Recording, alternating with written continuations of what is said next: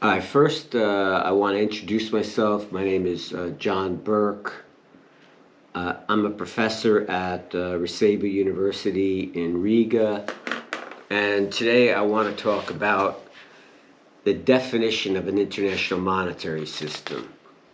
So I'm not going to talk about an international monetary system per se, but I just want to define the term because it's an uncommon term for most people.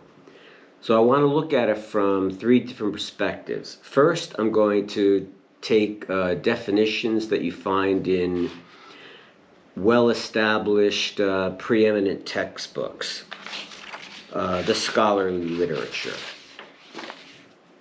So first I'm going to quote from an author, Keith Pilbeam, who wrote a book, International Finance, and he defines the term as follows.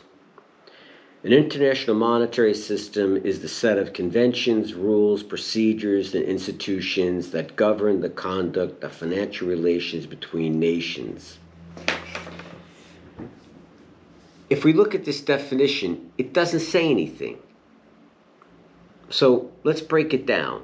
So it's a set of rules, fine, including institutions and procedures that govern the conduct of financial relations between nations. What does that mean? What financial relations between nations? I don't find it helpful at all. The second definition I'm going to quote from another established textbook in the field by Griffin and Puste, and they define international monetary system as follows. The international monetary system exists because most countries have their own currencies. A means of exchanging these currencies is needed if business is to be conducted across national boundaries.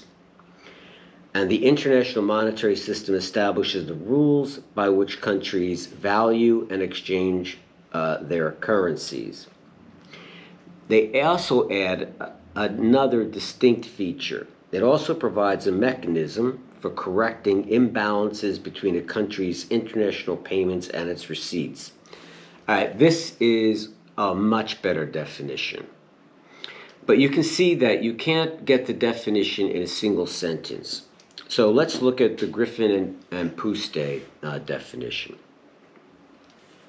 All right, first of all, it refers to countries having different currencies, and therefore we have to establish exchange rates among these currencies. That is clearly a key part of an international monetary system. The other thing is, they talk about this term, a country's balance of payments. What does a country's balance of payments means? Well, balance of payments generally refers to two accounts, the current account of the country and the capital account of the country. But for our purposes, because it's the easiest one to do, we're going to look at the current account. So what is the current account? The current account is simply made up of a netting of what the country exports and what it imports. So your current account can be in perfect balance. That's never going to happen. Or it's in deficit or it's in surplus. So what do these terms mean? Deficit means that you are buying more from other countries than you are selling. So you're importing more goods and services in a single year than you are exporting to the rest of the world. By contrast, if you're a country with a surplus, you are selling more goods and services to the rest of the world than you are importing. So you have a surplus in what's called this current account in the balance of payments. Now, I'm not going to get into the capital account yet because the capital account is tied to the current account, because if a country is buying more than it's selling, it's essentially it's got to pay for those goods. Where is the money going to come from? The money generally comes from capital flowing into the country from other nation states. So it can be borrowed, it can be invested, but that money's got to come in to offset the deficit in the surplus account. And we could say vice versa for when a country's in surplus. Then what I did, just out of curiosity, I used a ChatGPT and I asked it, what is an international monetary system? And it arguably is the best definition. So what does it say? An international monetary system refers to the framework of rules, conventions, institutions, and procedures that govern the international exchange of currencies and determine how their relative values are established.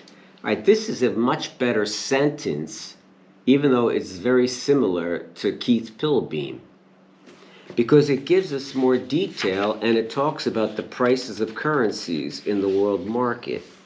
It goes on. It provides the means for countries to transact with each other. This would mean through trading arrangements. Facilitates international trade and investment. Yes, because when we talk about an international monetary system, we must talk about a trade segment. And so the trade segment that we talk about in our current international monetary system is the World Trade Organization. But then they add in a factor that neither of the other two definitions tells. It says, helps to promote stability in the global economy. This is important because when we think of IMF and its lending practices, what are they for? They're there to promote financial stability. They are the lender of last resort. So if a country finds itself short of an international reserve, and we'll get what does that mean in another lecture, you can go to the IMF and draw upon one of the many credit facilities made available so that the country can get itself out of financial difficulty.